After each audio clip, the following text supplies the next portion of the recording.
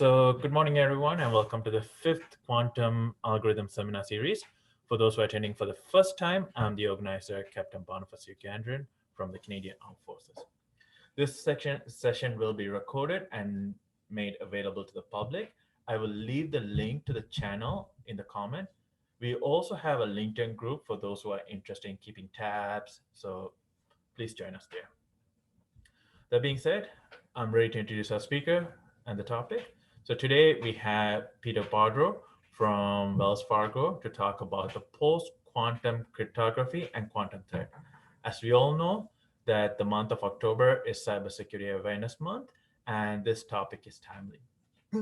So Peter is the principal system architect and head of quantum and emerging technology research and development for advanced technologies at Wells Fargo. Peter leads the quantum technology research team, as well as many other advanced emerging and ideation efforts across Wells Fargo technology. Peter has spent most of his career searching and innovating emerging technologies and is the author of many Wells Fargo research and technical papers. His recent accomplishments at Wells Fargo include 2020 Galileo Award for the integration of patent strategy in support of Wells Fargo's key priorities, 2019 Einstein Award winner for advancing innovation in uncharted areas, 2017 Gold Coin winner for innovation, more than 24 filed granted within the USA Patent Office since 2019 for digital identity, quantum technology, and post-quantum cryptography. On top of that, I want to let you know that Peter is on vacation this week, but he decided to spend his morning with us. So thank you very much, Peter, for doing that. That being said, he informed me that he's comfortable of people interrupting during the session to ask a question. And please leave your questions in the chat, and Peter will be answering to you. So Peter, over to you. Thank you, Yogi. Thank you so much. I appreciate that. And thank you for the opportunity to share a little bit about quantum technology and post-quantum cryptography. Good morning, good afternoon, depending on where you are. I'm actually in Arizona, US, obviously, the great Southwest, and really an honor to be here. So I will going to take you through some of the broad strokes and a little bit of a deep dive into post-quantum cryptography and the coming quantum threat. So I apologize for not having live video. We had an ISP maintenance last night, and I don't think it's fully recovered yet. So I'm going to be just on audio today, but there's a horrible picture of me. Excuse me. So that was a great introduction. I won't dwell on this. There is one point I wanted to make. So I don't have a classical academic background. My experience is in electrical engineering, these 3 decades or so ago. All of the work in advanced technologies that I've been privileged to be a part of has come from my own research, my own self-education, talking to really, really smart people, and just really being open to the emerging world of new technologies. So, I guess the point here is that you don't need a PhD to get involved and to make a difference and to educate people and to, make a contribution. Enough about me. So there's our little agenda. Okay, so a little bit of context. And I love telling this story. So classical physics, for a long time, we relied on the world of classical physics, which was pretty much Newton and Maxwell, giving us very intuitive ways to think about the universe, to think about gravity, to think about electromagnetic energy. And that classical physics really took us a long way and did a lot for us. And then early in the 20th century, what I like to call the first quantum revolution began with really great thinkers like Einstein and Max Planck and others, where we began to rethink and re-engineer the universe as we know it. Obviously, everybody knows Einstein's theories of relativity. I hope some folks know Max Planck and his revelation about the quantum world, where there are discrete, measurable packets of energy, if you will, right? So the world is not a continuous wave in this universal ether, that the modern model of the atom and the subatomic world began to emerge. And out of that, many or most of modern conveniences were born, right? So we learned how to engineer things like laser beams and GPS systems and smartphones and integrated circuits and high-powered computing, and virtually every modern convenience that we enjoy today came out of that first quantum revolution, the engineering implications of it. Well, something really interesting happened a little bit into that 20th century. Right around 1925, another group of really deep thinkers, folks like Schrodinger and Heisenberg, began to explore the world of subatomic particles and the quantum world, if you will. And some very, very strange behaviors and very strange phenomenon began to emerge. Things like superposition and entanglement, and just really counterintuitive ways that were at the core of how reality actually existed. And we're not going to get into a physics lesson here, but it's important to understand that these non-intuitive behaviors were very strange. And actually, and I'm sure everyone has heard the story that Einstein had a real problem with these things. And we really didn't figure out how to engineer those strange quantum phenomenon into more practical technologies for quite some time. And so recently, the last few decades, let's say, we are embarking on the second great quantum revolution, where engineers and scientists are now discovering ways to harness the advantages of those quantum phenomenon to really usher in a new dawn of technology. So what is quantum technology, and really what does it encompass? So I like to think of it as an entire ecosystem. So these strange physical characteristics, quantum mechanical characteristics, are actually useful in a lot of different ways. Things like ultra precise timing devices. We all know that atomic clocks are very accurate, but using some of the techniques and some of the quantum phenomenon, we can get even more precise with our timing devices, which in turn allows us to do things in the laboratory that we couldn't previously do, even in traditional engineering approaches. Quantum sensors are another interesting application, where we can create sensors that detect nano changes in electromagnetic fields, in gravitational fields. So the implications are really quite staggering. Things like medical imaging devices, navigational systems that don't rely on GPS for deep space navigation, geological and meteorological applications. And we're just still now sort of discovering what all of the applications really are in that space. And of course, quantum computers, right? So we can use these strange phenomenon to do computing in a way that is completely different than binary computing. And we'll talk a little bit about that in a minute. And of course, quantum security. So there are ways that you can leverage these quantum phenomenon like entanglement, like superposition, to create ultra secure communication channels. And so with all of these advantages and all of these really amazing new innovations in technology, also bring, like everything else, the opposite side of the coin. So there are also threats and potential risks associated with all of this. And so it's really, the quantum technology has really got quite a bit of traction in the last 4 or 5 years or so. We began this journey at Wells Fargo. A small group of us were really interested in quantum physics. And we began to have discussions and brainstorming sessions about 3 years ago, I think, 4 years ago, maybe.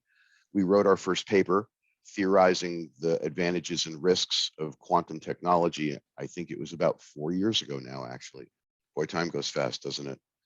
And since then, there's been a lot of headlines, a lot of hype, a lot of sensationalism, if you will, about quantum technology. But there's some real solid engineering and technology behind it. It's not just hype, but you have to be careful when you read these headlines as well.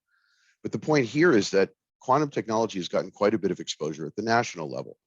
So I think it was 2019 that the National Quantum Initiative was put into place by the executive branch. With that, there was some material funding also allocated for quantum technology research.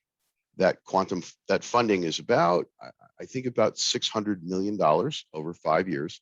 And it's been distributed among the 5 premier research facilities in the United States. You can see them here. And so there's a bit of a division among the research areas and what the focus is, but there's a lot of crossover.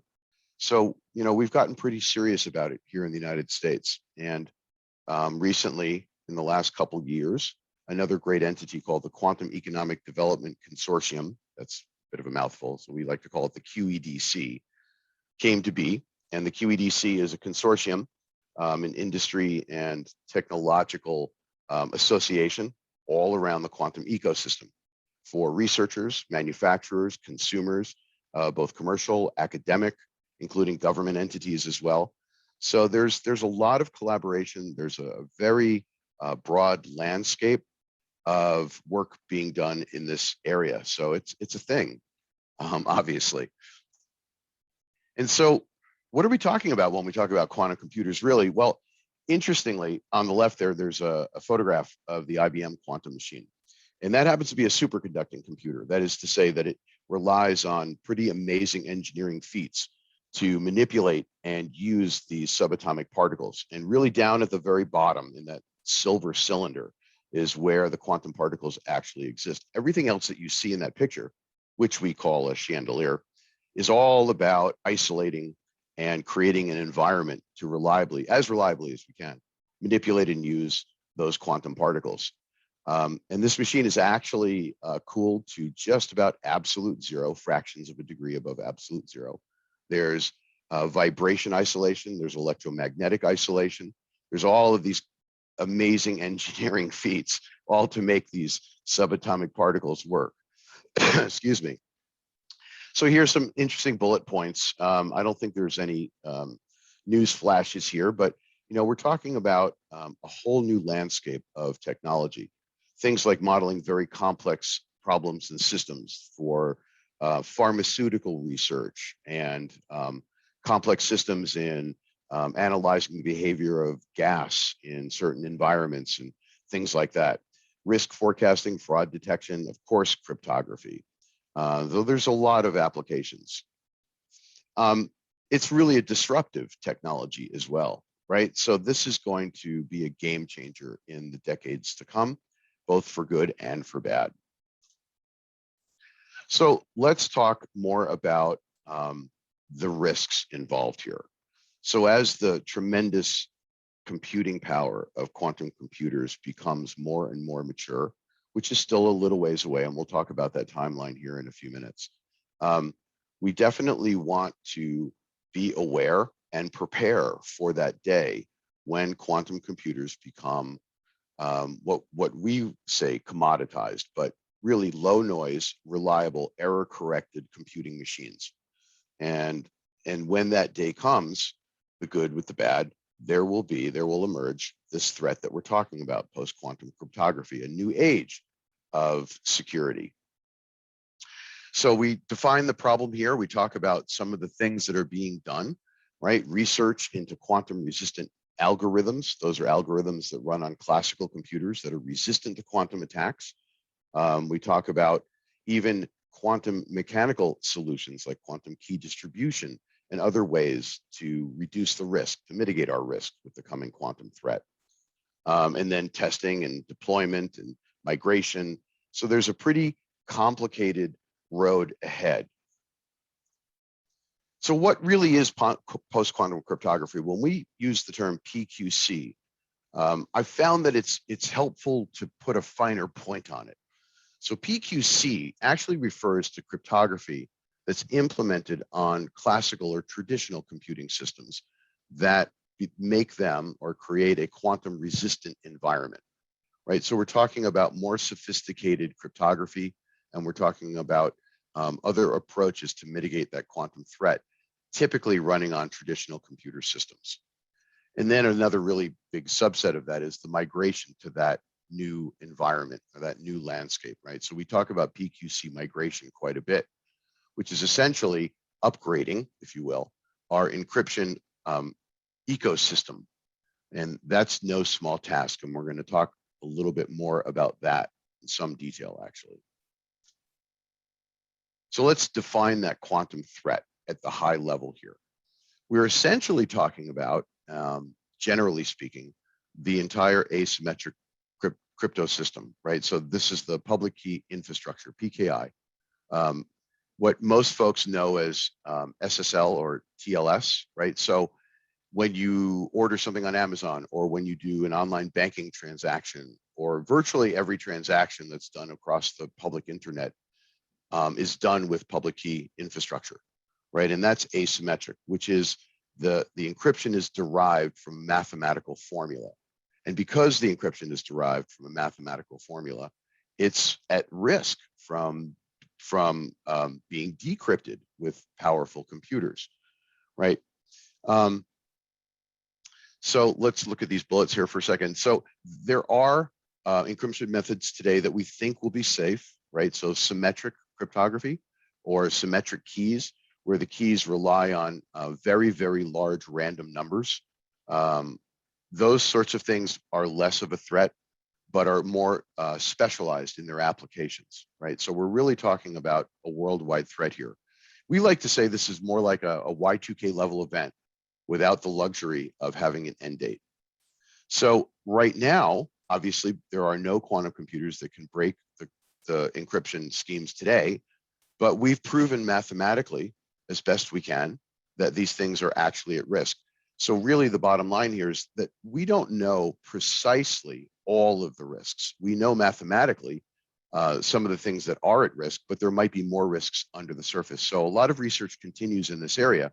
And as quantum computers become more and more sophisticated and more reliable, and more algorithms are adapted for that platform, we're pretty confident that that risk landscape will evolve over time. So we stay on our toes, right? So it's not a clearly defined risk profile quite yet. We have a good idea, but it's not fully complete. So what does this look like in a more practical application? So we're going to look at this in a couple different ways. So in the world of data in motion, most folks are probably familiar with the Osi Stack, right? This is a technological stack from the physical layer all the way up 7 layers to the application layer. And on the left, you'll see some example IT protocols that some folks might be familiar with here. Some of these will sound very familiar: Ethernet and TCP and HTTP and so on. On the right, you can see that the algorithms that are currently being developed and tested to become more robust and resist those quantum attacks, they occur at a number of the different layers in that stack. And really this effort, this Pqc effort, is addressing the entire stack from the bottom up or from the top down or both, right? So it's a complicated problem. It's not just at one layer. So there's a lot of moving pieces here. And so aside from data in motion, there are also potential risks to data at rest as well. Excuse me. So a lot of platforms today, most platforms today, use symmetric encryption, right? So these are the very, very long random numbers in private keys. And so there is a risk to the management of those keys. So in many applications, key management is done with asymmetric keys, which as we said, we know are at risk from quantum attacks.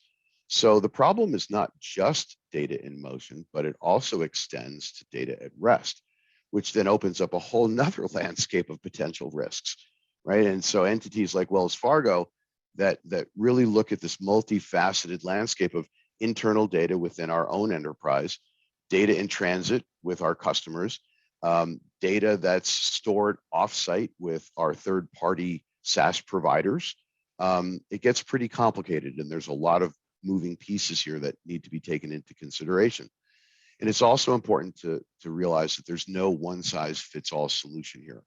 These Pqc algorithms that are being developed and tested, they have some trade-offs, right? So we've done some testing, and we've seen some results of other testing, and there are considerations, things like latency and payload size.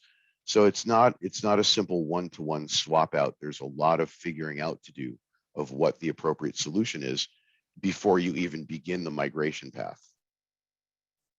So let's look at a little bit of a timeline here. And I think there's some graphics on the bottom.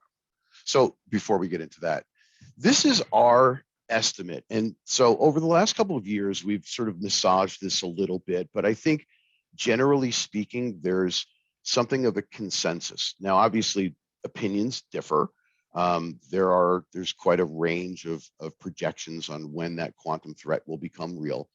But we at Wells Fargo, as we stated in our paper that we published at the end of last year, we are assuming somewhere in about 8 to 12 years. Now, that's a moving target. As engineering and scientific breakthroughs occur, you know, that needle gets moved a bit. And so it's important to keep an eye on those developments in the compute world. So we have a core team at Wells Fargo that's made up of a lot of different disciplines, from information security, digital innovation, our analytics team, quantitative analysis folks, and others. And so there's a lot of different eyes on a lot of different areas. And one of the areas that we continually keep an eye on is the advancement of compute systems in a lot of different areas. So we're talking about a multi-pronged approach. So infrastructure, data, applications, and you know, you can't remediate everything simultaneously. So there's a methodical, systemic, sort of programmatic approach that you need to take to look at where the highest risk areas are, where the priority focus should be, and then create a pretty complex timeline to get to your end goal. So conventional wisdom also says that you shouldn't just choose an end date to be ready by and then work towards that end date. There are threats today. On a previous slide, it was mentioned, there's a threat that we like to call capture now, decrypt later, or harvest now, decrypt later. So there are bad actors today capturing encrypted data. And even though they can't decrypt it today, a lot of that data has a long shelf life. And so really it's just a matter of time before those bad actors acquire the compute power through quantum computing to be able to decrypt that data that has been previously captured. So the threat is actually today forward. It's not just an end date back. So it really makes sense to look at what you can do today to increase and bolster your security profile while working towards a more systemic and a more programmatic approach to your entire environment.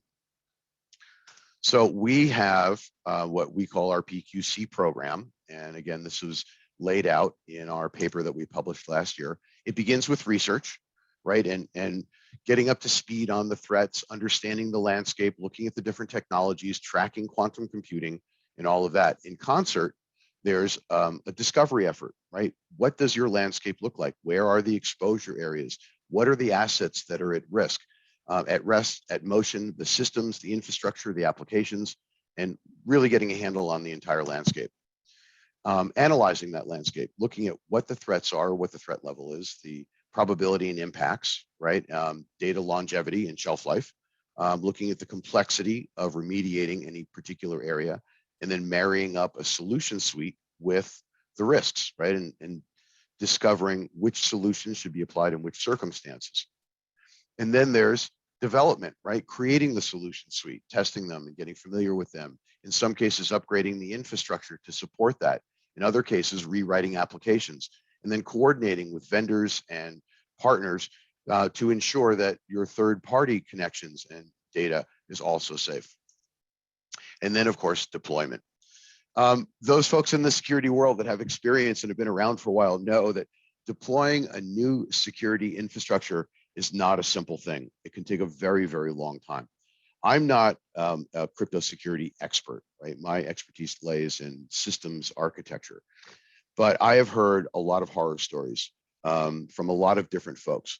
Some of these encryption migrations can take a dozen years in some cases. So really the message here is that the time to act is now. Don't wait.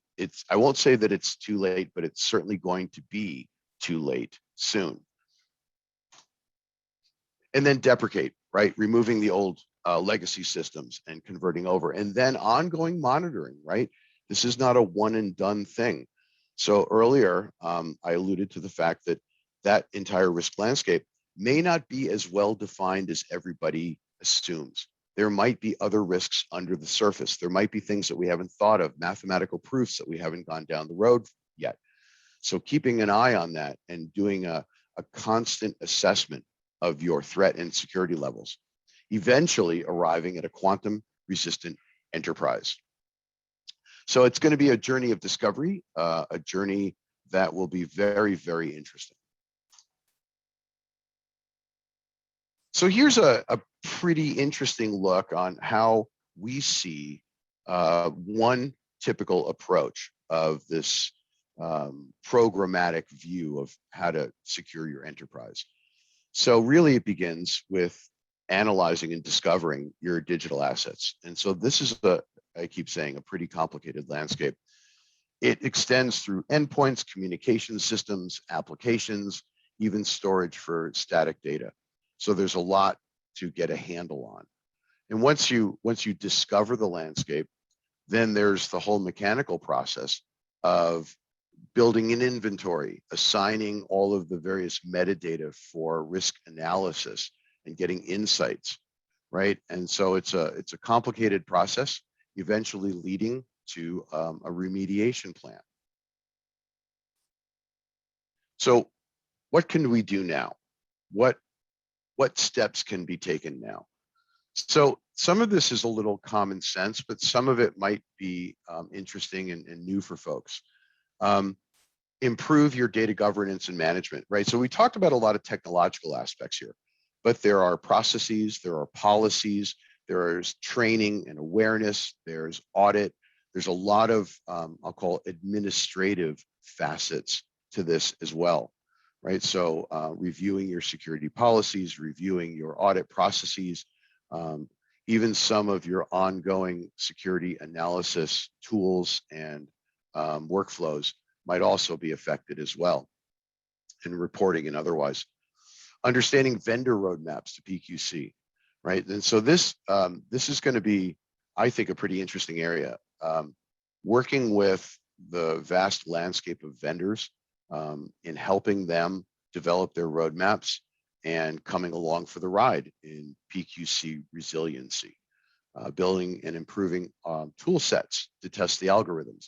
So our National Institute of Standards and Technology, NIST, has been on a multi-year journey testing in numerous rounds of testing, a lot of candidate algorithms that are quantum resistant.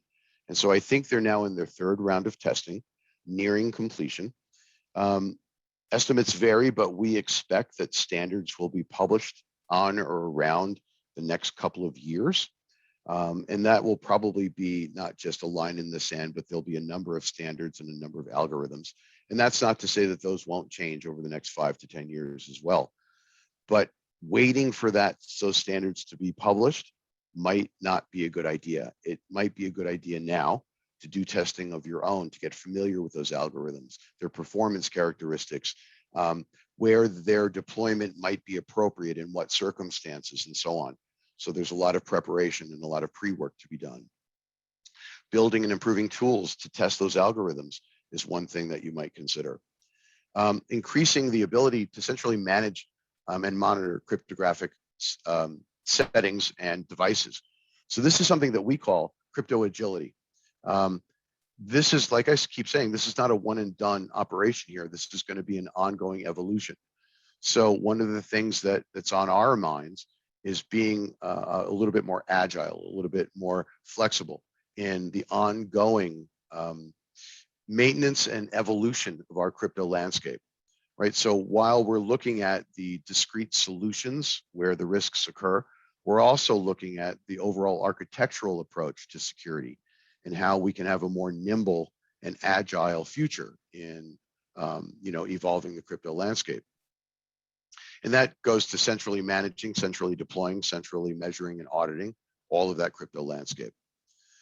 Increasing our participation in standardization and the definition of standards and the publishing of standards, right? So Wells Fargo is already active in the national standards development and a lot of the entities here in the US. And so that involvement continues. And, we're really keeping an eye and helping to develop and train and bring awareness to the development of standards, especially interoperable standards, right? So making the landscape a little bit more user-friendly, if you will, right? And then designing for crypto agility, as we said, and then participating with peer organizations, right? So in my personal opinion, this is a worldwide problem. It's not just a Wells Fargo problem. It's not a financial problem. It's not even a US problem, right? This is a global problem. And to that end, there's a lot that can be done in collaboration in and among financial institutions, in and among industry verticals, in and among nations. So really, we're looking at what I think might be a whole new age of collaboration globally. And it'll be a pretty exciting time. And I think that's my little presentation. So I'll pause here. Hopefully there'll be some questions and we can do a little bit more of a dialogue. Thank you, Peter. For those, if you have any questions, please unmute yourself and ask Peter.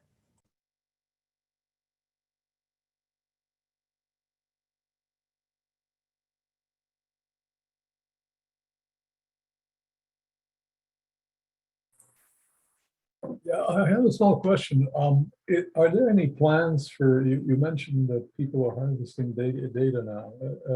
Any plans on what to do with that in the future when you actually have quantum computing available?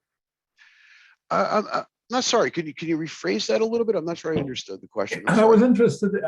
You mentioned that there are probably some bad actors currently harvesting the data that's available, that's encrypted without being able to decrypt it. Is there? Are they going to be, or do you think it's going to be any plans on what to do with the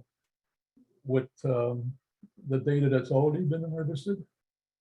Yeah, that's a great question. And I don't really have all the answers. There are ways that you can increase your security profile today by increasing the number of bits in your existing asymmetric cryptography.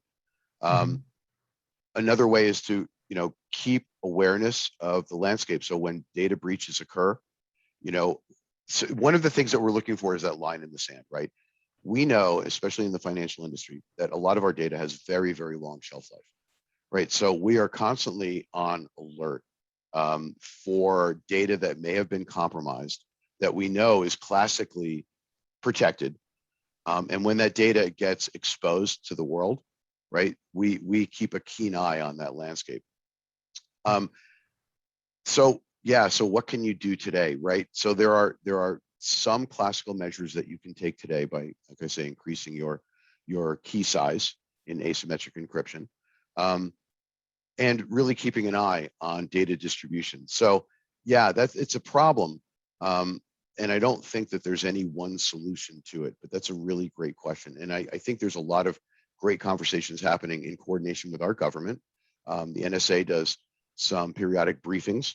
Obviously, they're keeping an eye, not just on the landscape, but the rerouting of traffic, internet routing manipulations to make it easier to capture that data, and like that. So yeah, it's a problem, one that we're concerned about.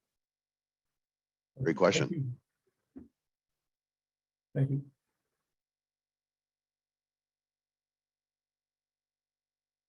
Yeah, any other questions?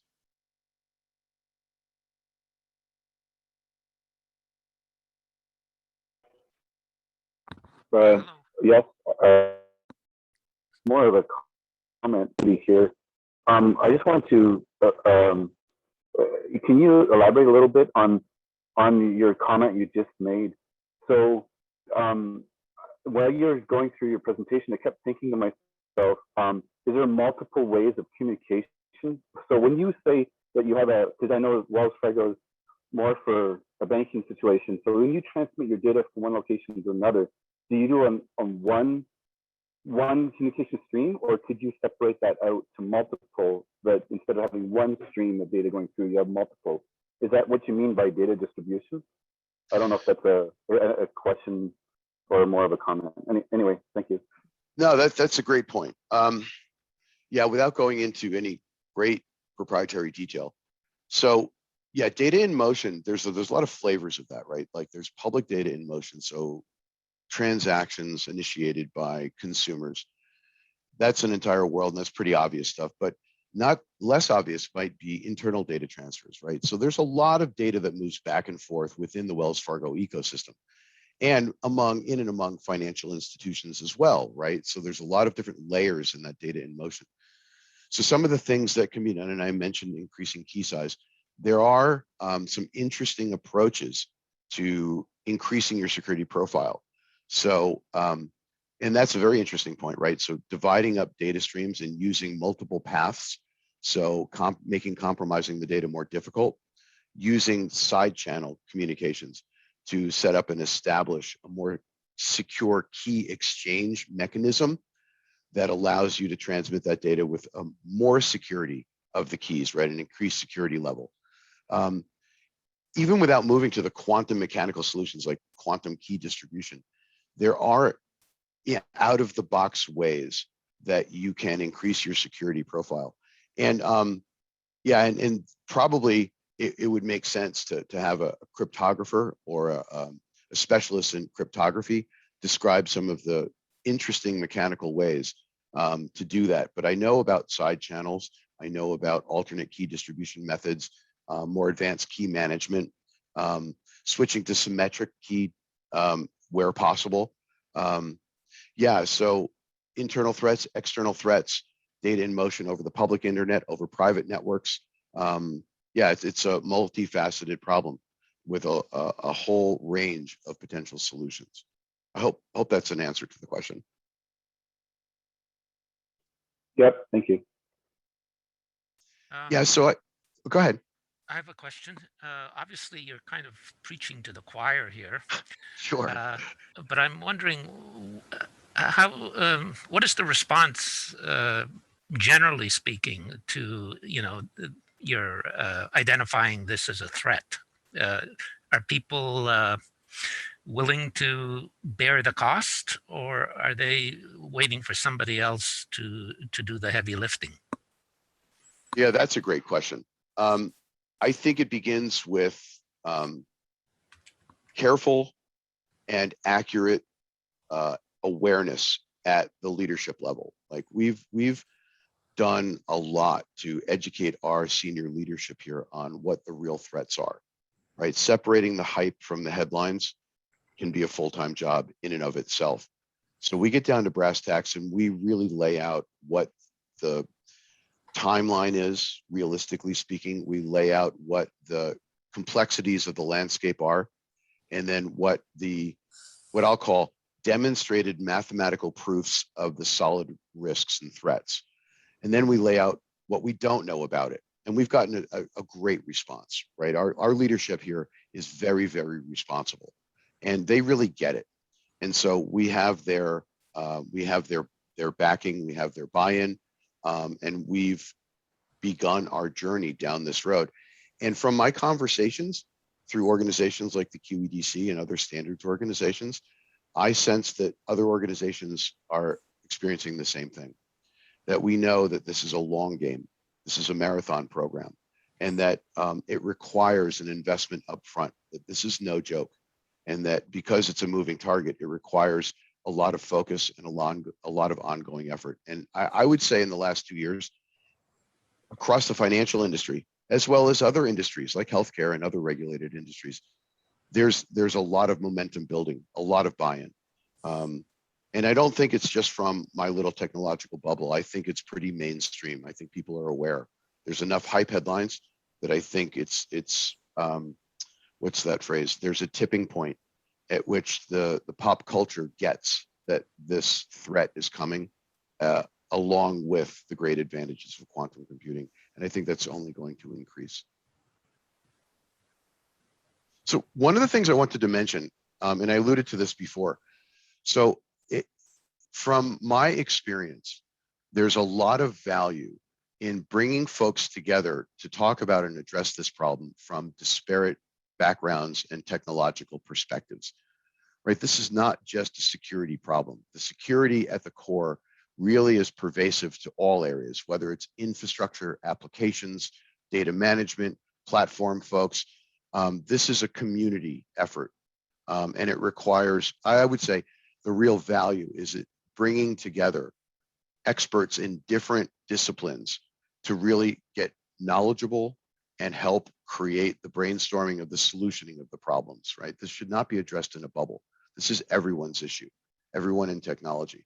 Even the business process folks, the policy folks, the audit folks, the all of the folks that are even non-technical will play a key part in the long game here. I think that's important to note that our team is really cross-functional. It's about inclusion and it's about collaboration all across the enterprise.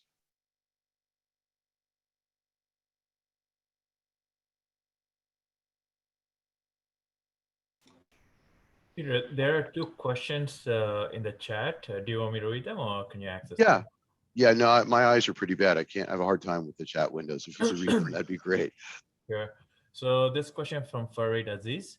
The question is, how mature is quantum computer in the SATCOM world? Okay, so I think that's a little bit of apples and oranges, but let me try and clarify. In satellite communications world, some of the most exciting stuff done with quantum technology is what's called quantum key distribution. That is to say, using things like entanglement of photons to secure that communications channel between satellite and ground systems. So there's been a lot of successes, internationally speaking. So I think it was the Chinese government that began announcing successes 18 months ago or so, where they announced that they were able to exchange security keys via quantum entanglement. Other countries have announced successes in the same area. So in that world, that's an exciting world, actually, and there's a lot of rapid development, and something that I think is really a linchpin to global communications overall. Now, in the world of quantum computing, when we talk about networking, we talk about connecting together quantum computers in multiple facilities to exponentially increase the collective power of the quantum computing platforms themselves. And that's a different type of quantum networking. And that's meant to exchange or leverage things like superposition across network segments.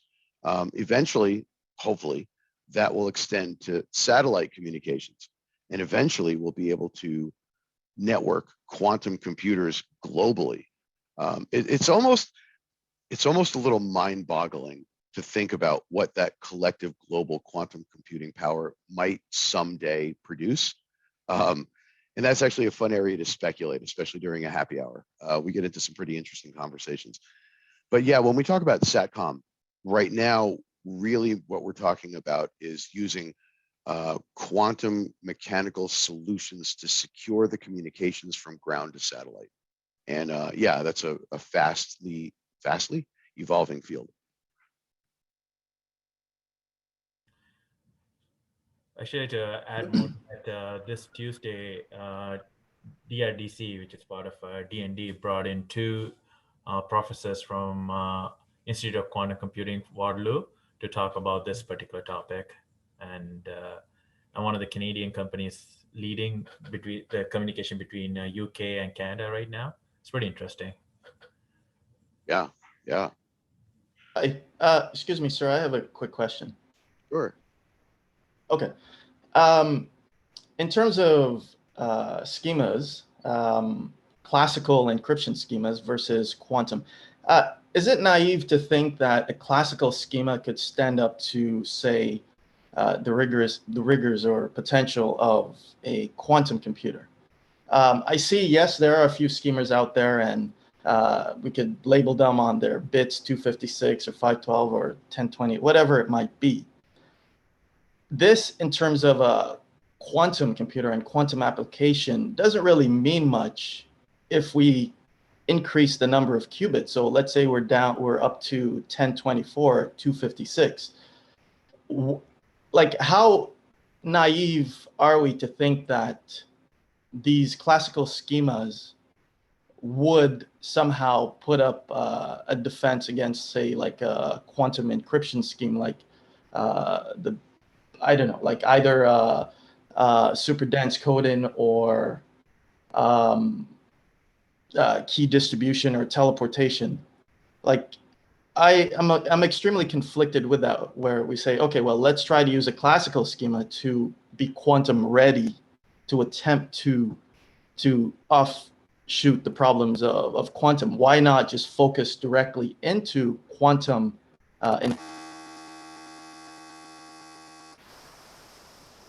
Yeah, I think we lost. Yeah, no, we lost the tail end of the question, but that was an excellent question. So I'm going to have to fall back on personal opinions here. So there's a number of ways to address this question. Excellent question.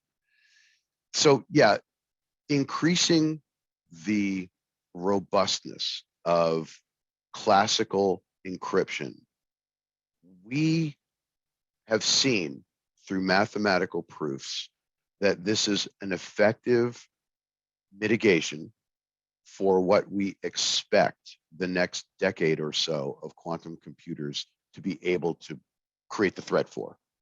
Sort of an awkward syntax, but I think you get it, right? Personally, in my opinion, I think that we have not yet exhausted all of the potential threats. That is to say, I think in the next 10 to 20 years, the sophistication of quantum computing will increase to a point where I don't think we can get a handle on it today, right? So we're talking about 1,000 qubits or 1,000,000 qubits, right? And so our only frame of reference is the evolution of binary computing. So we've seen how binary computers have evolved since the 50s. And so when we look at the evolution of quantum computers, our normalcy bias has us project based on our experience in classical computing, if that makes sense, right? But I don't think the two are analog to each other. I think there's an exponential increase in compute power on quantum platforms that we haven't even realized yet. And that might be 20, 30, 50 years in the future. But I have a feeling, my instinct tells me, that any classical mitigation approach will be at risk in the next 20, 30 years, that we haven't figured out all of the risks yet. We haven't figured out the really long game and what will be at risk. So, on the other hand, the solutioning, the mitigation strategies currently available and deployable are all almost all in the classical computing world, right? Like you can increase your key size today without a lot of radical re-engineering, right? So we have some headroom, and that will predictably, demonstrably protect us for a while. But at the same time, I am personally a big believer in quantum mechanical solutions. I think leveraging quantum mechanics to protect against quantum computing makes sense. I think that there are fundamental properties of quantum mechanical communications that I think will never be defeated, right? And I think those are well-proven concepts from 75 years ago. We know about the impact of observing entanglement. We know about collapsing the wave function. We know about these things, and they stand up to rigor. So I think the long game is all about quantum communications. I see a world in 25 to 35 years that is secured 100% by quantum communications. And that's a pretty bold statement. And when we get back together in 25 years, you guys can call me on it. Buddy, Peter, I agree with you 100%. We are on the same page. To say the least, I believe we're entangled. So our ideas are connected directly. So, hey, kudos. Thank you very much. It's a great question. Thank you for that. So there's another question from the chat. It says, what role will QKD play in the post-quantum world? Yeah, so opinions vary. So again, I'm going to fall back on my personal opinion. I think quantum key distribution will be the bedrock, the foundation for quantum communications. I think there'll be alternate approaches. I think side channel key distribution and other sort of quasi-exotic solutions will be available and appropriate. But fundamentally, at the end of the day, I think quantum key distribution, and more specifically, eventually someday, entanglement as a service, right? So using these properties of entanglement and superposition to authenticate not just transactions, but to authenticate individuals, to authenticate devices, to authenticate the whole world of communications, I think is inevitable. I think QKD is, and as the previous question indicated, I think QKD is the long-term answer. I really do. And you know, not everybody agrees. So again, it's a personal opinion. Great question. Also, to add to QKD, it's much easier to teleport a photon. And so we're building the infrastructures for photons right now with all the fiber optic cables. So it's just a matter of time now before a photon could be teleported to your computer via the fiber optic line that are currently being implemented. Thank you. Yeah, another great point, right? So today's existing infrastructure supports QKD, right? So there's no radical replacement of infrastructure needed in a lot of circumstances. Now, not every home has fiber running to it. Someday it will, right? But not today. But that's not to say that you can't use QKD to secure neighborhoods or communities, right? So there are increasing, like a capillary system, like a circulatory system. There are increasingly complex and numerous connections the further out you go, right? So the core infrastructure today, data center to data center, institution to institution, even campus to campus, all of that is in place and can be used today for QKD. Getting to every home in the United States or in Canada or anywhere in the world will take some time, but it is, in my opinion, inevitable.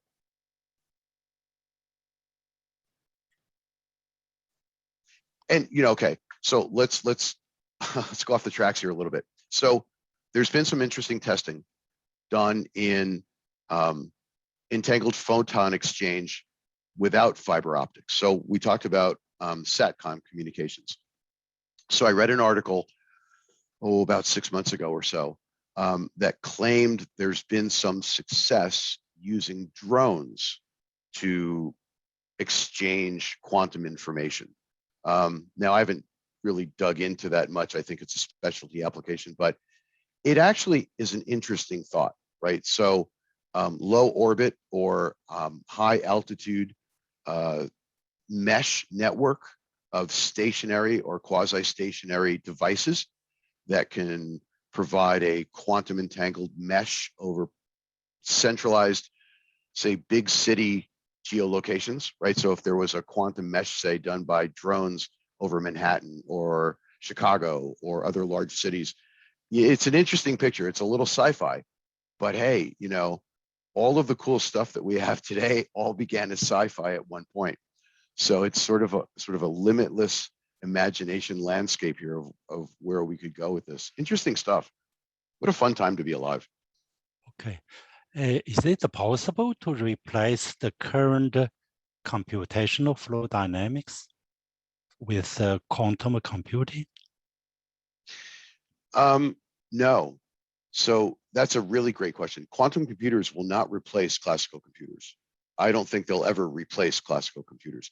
So there's some things that quantum computers do very, very, very well, right? In the world of probabilistic calculations, in the world of amplitude distribution and in those areas, right?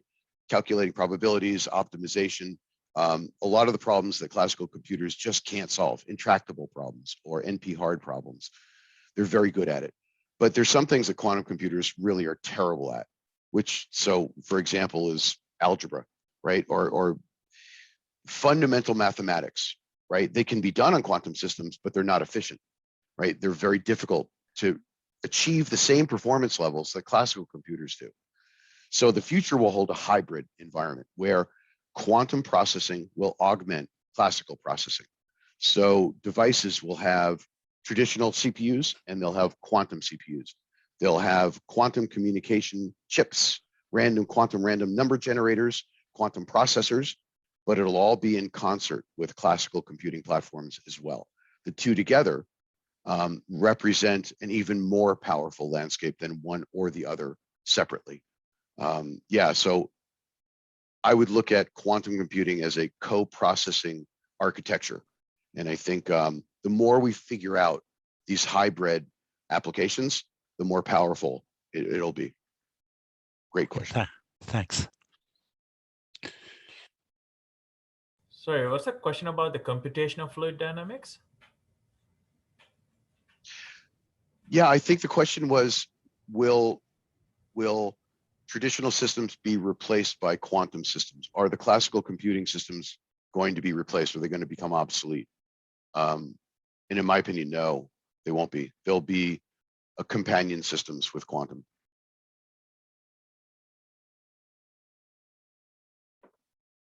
Look, quite frankly, there are a lot of really great algorithms being developed for quantum systems today, but it's only scratching the surface, right? And I alluded to this earlier.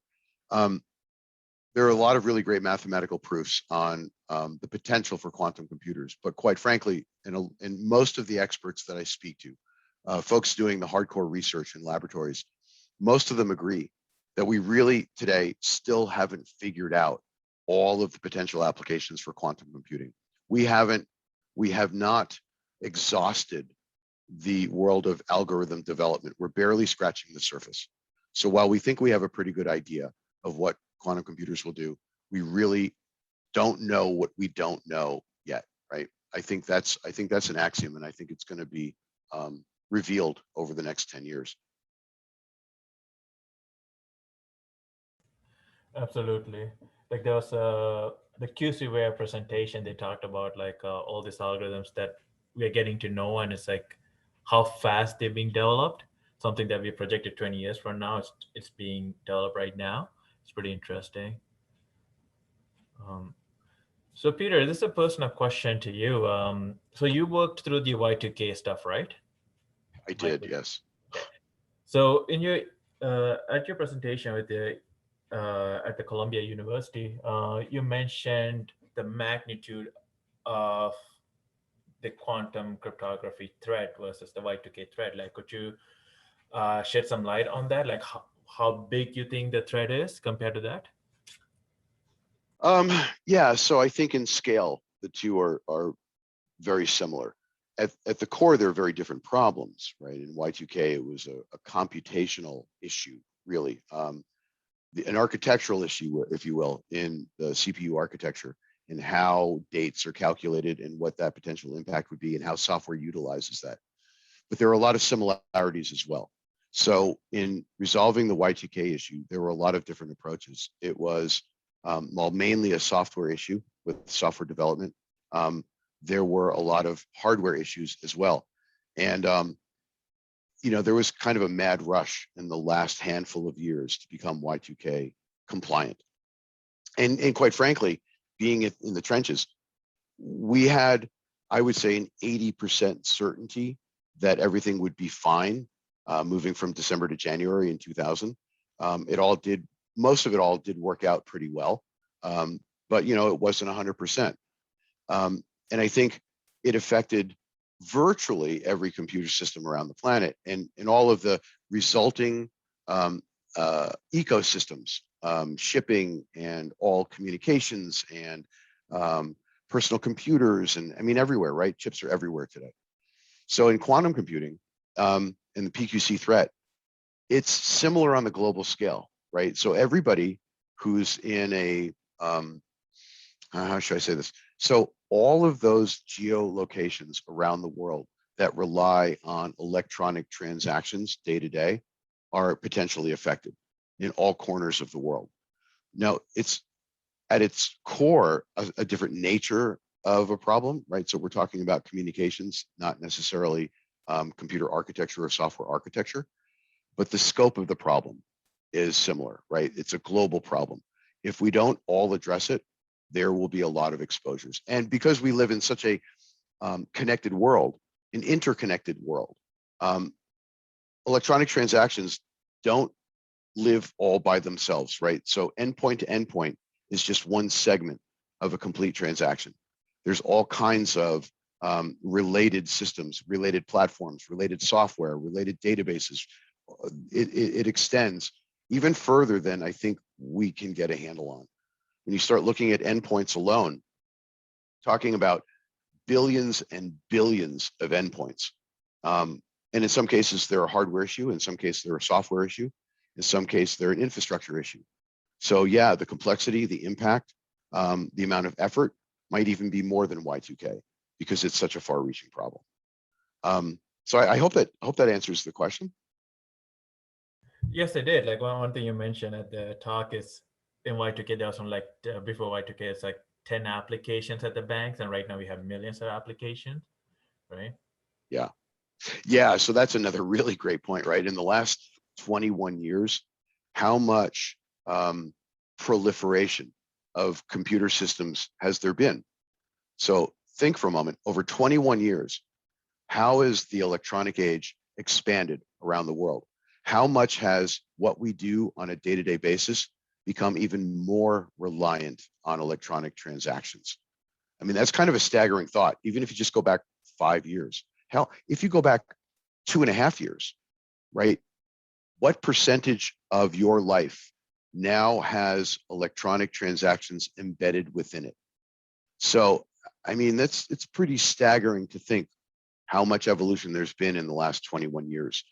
And it's not slowing down, right? It's almost overwhelming. Thank you, Peter. So we'll take one more question. Okay,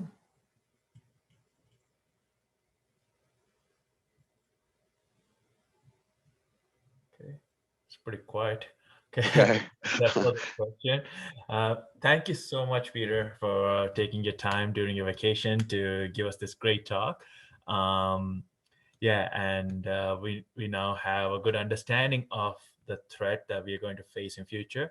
And as I mentioned, the DRDC from DND, they're doing the Emerging Technology Workshop, and the quantum computing and the quantum cryptography threat was ranked like very high, and we need to act immediately.